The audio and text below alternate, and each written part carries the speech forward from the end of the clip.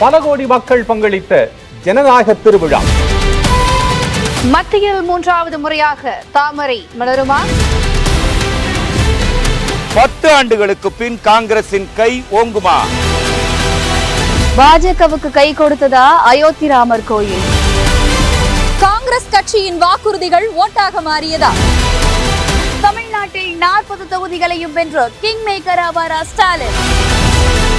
அதிமுக தொண்டர்களுக்கு உற்சாகம் தருமா தேர்தல் முடிவுகள்? தமிழ்நாட்டில் 3வது இடத்தை பிடிக்கும் போட்டியில் எந்த கட்சிக்கு வெற்றி?